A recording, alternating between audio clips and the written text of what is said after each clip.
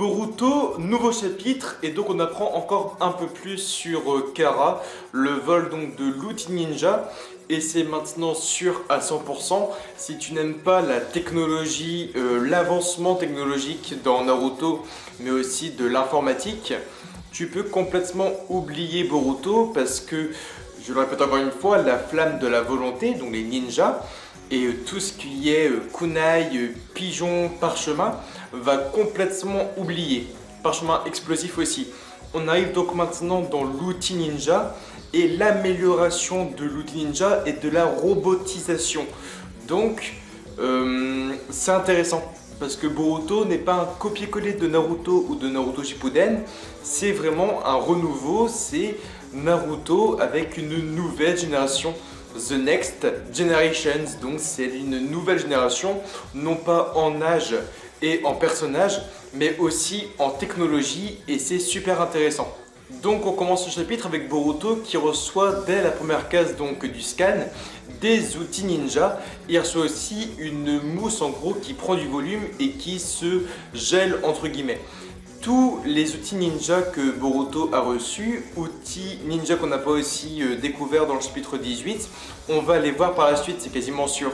On a fini le chapitre avec Ao qui arrive dans la grotte, et donc Ao qui te sort une sulfateuse OKLM à la Chuck Norris, et Ao, c'est quasiment sûr qu'il va goûter à l'outil ninja. Il a en face de lui Katasuke qui a fait ses preuves, Boruto qui a plusieurs outils ninja, mais aussi Konohamaru.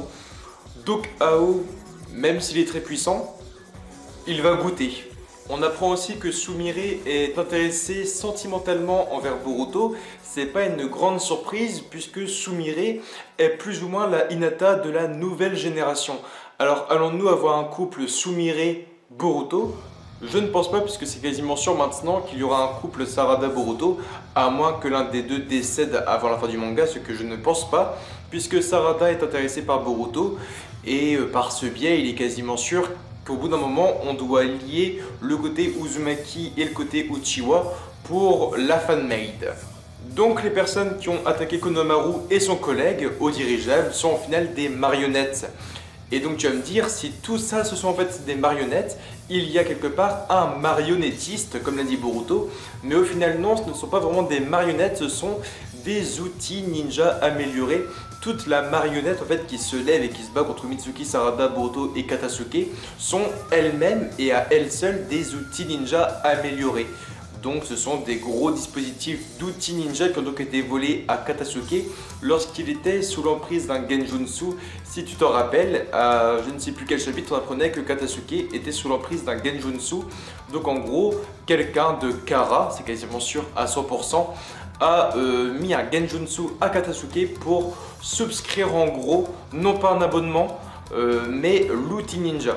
C'est quasiment fou. Et les marionnettes ne marchent pas avec un marionnettiste, mais avec des puces de chakra implantées dans leur corps.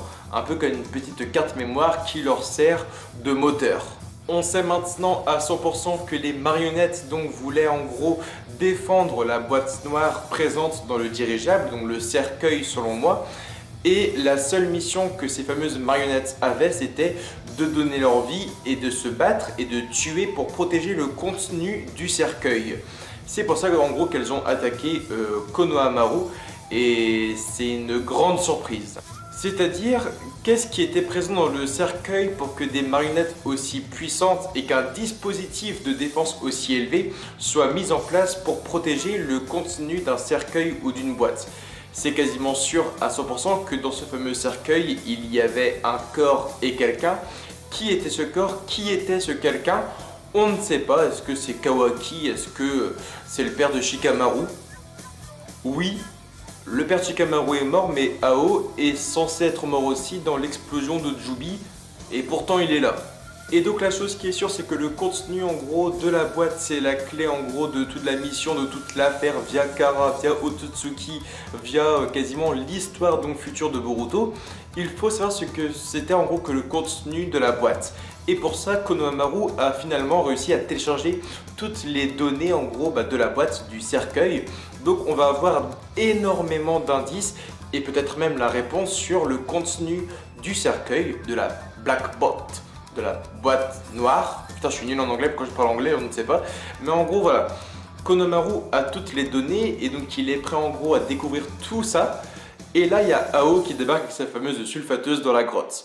Donc on va avoir un combat Ao contre Boruto et Konohamaru, c'est quasiment sûr. Et c'est quasiment sûr effectivement que Ao sera mis en difficulté grâce aux outils ninja que Boruto a reçus. C'est quasiment sûr et certain. Donc c'est intéressant. Là, il y a un combat qui se lance, Ao contre Konohamaru et Boruto.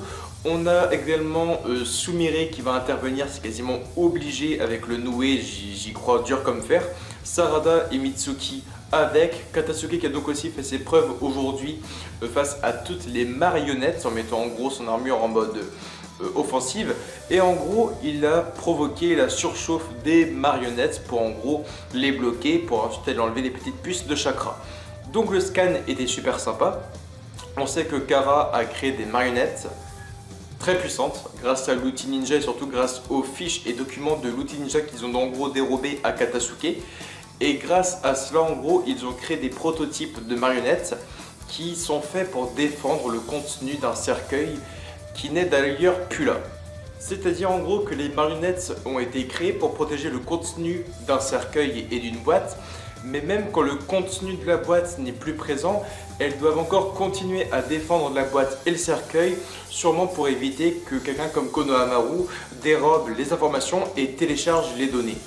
Donc, on apprend beaucoup de choses. C'est que Kara a mis un Genjutsu sur Katasuke pour dérober l'outil ninja afin de créer des prototypes de marionnettes capables de défendre un contenu important. Et le grand mystère de cet arc, et même peut-être du manga, c'est quel est le contenu de la boîte. Et selon moi, ça ressemble quand même beaucoup à un cercueil, donc c'est quasiment sûr que c'est un corps et quelqu'un. Qu'on a créé un dispositif de défense puissant pour déjouer la résurrection de quelqu'un. Mais où est passé ce quelqu'un? On ne sait pas. Est-ce qu'il a rejoint Kara? Est-ce que Kara est au courant? On ne sait pas. Mais on sait aussi que Kara avait mis des millions de zéniths pour ce dirigeable, pour en gros amener ce fameux contenu quelque part. Où allait ce contenu aussi? On a beaucoup de questions à se poser. On ne sait pas du tout aussi où allait le contenu.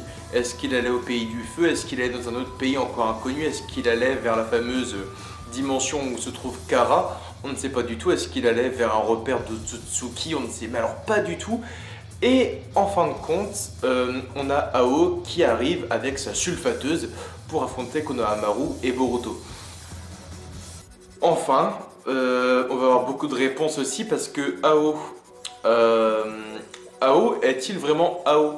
La question est con, mais est-ce que Ao est vraiment Ao puisque on n'a aucune réponse sur ce bonhomme?